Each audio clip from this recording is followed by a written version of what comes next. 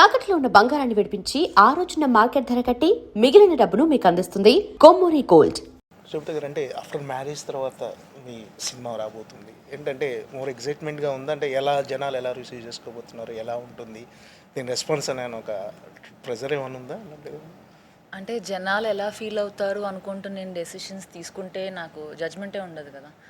మొదటి నుంచి నేను వైజాగ్ నుంచి ముంబై వెళ్ళినప్పుడు చదువుకోవడానికి కానీ, దాని తర్వాత నేను ఈ మూవీస్లోకి ఎంటర్ అవ్వడం కానీ, అట్ ఎవ్రీ స్టేజ్ నాకు నచ్చినది, నేను నమ్మే ప్రాజెక్ట్, నాకు అపీల్ అయిన ప్రాజెక్ట్ని నేను నిజాయితీగా I gave it my best shot.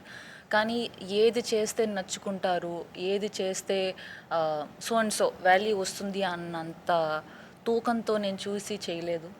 అది నా తీరు కాదు. If I believe in it, I will give it my 100%. అంతే. అంటే దీని మీద ఎక్స్పెక్టేషన్స్, ఎలాంటి ఎక్స్పెక్టేషన్స్ ఉన్నాయి మీకు దీని రిజల్ట్? నా ఎక్స్పెక్టేషన్స్, నేను పర్ఫామ్ చేసే ముందు నేను ఎంత రియలిస్టిక్గా చేస్తాను అన్నది నా ఎక్స్పెక్టేషన్. ఎంత నమ్మకంతో చేస్తాను అది. ఒక సినిమా అంటూ అయిపోయిన తర్వాత నా జాబ్, నేను యాక్టర్ మాత్రమే. Director is the boss, he's the captain. So దాని తర్వాత ఇట్ ఈస్ హిజ్, నాది అయిపోయింది. ఎక్స్పెక్టేషన్స్తో నేనేం ప్రెషర్ ఫీల్ అవ్వను. ఓకే, అంటే చెప్పండి, మీరు చూజీగా ఉంటారా, లేకపోతే క్యారెక్టర్స్ ఇవి చేస్తారు శోభిత గారు చేయరు అని మీ దగ్గరికి రావట్లేదా, లేకపోతే మీరే చూజీగా ఉంటున్నారు? What is the main reason మీరు చాలా సెలెక్టెడ్గా చేయడానికి? సెలెక్టెడ్గా అంటే ఏంటి అర్థం కాలేదు. అంటే చాలా తక్కువ సినిమాలు చూస్తున్నారు కదా, అంటే మీ దగ్గరికి క్యారెక్టర్స్, అంటే శోభిత గారి క్యారెక్టర్స్ చేస్తారో లేదని మీ దగ్గరికి రావట్లేదా, లేకపోతే మీరే చూజీగా ఉంటున్నారా? వచ్చిన వాటిలో సెలెక్ట్ చేసుకొని ది బెస్ట్ ఉన్నది తెలుగులోనా మీరు అంటుంది?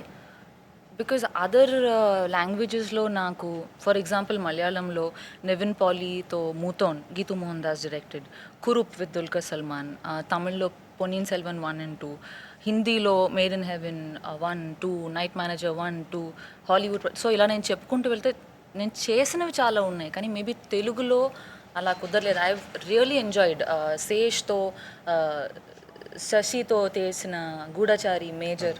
సో నాకు నచ్చితే నేను చేస్తాను అది, అంతే. అంటే మీరు నాకు అర్థం కాలేదు అది చూసి. ఇప్పుడు అన్ని లాంగ్వేజెస్ గట్టిగా కాంకర్ చేశారు కాబట్టి ఇప్పుడు తెలుగు స్టార్ట్. అంటే నాకు ఐ రియలీ లైక్ ఒక స్టోరీ నాకు నచ్చింది, లేదా ఈ క్యారెక్టర్లో there is something that makes you think.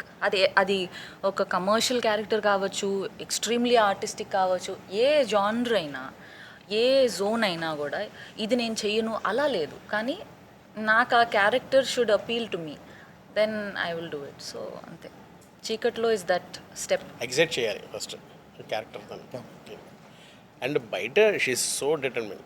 శోభిత గారు నేను ఫస్ట్ మీట్ అయినప్పుడు కూడా, సరే ముంబై నుంచి వచ్చారు కదా మేబీ ఏమో అనుకున్నా, కానీ ప్యూర్ కానీ మిమ్మల్ని చూసి నేను తెలుగు అసలు ఏంటంటే ఇవి ఎంత తెలుగు బాగా మాట్లాడుతున్నాను. యాక్చువల్గా మనకన్నా బాగా మాట్లాడతారు తెలుగు చాలా స్పష్టంగా.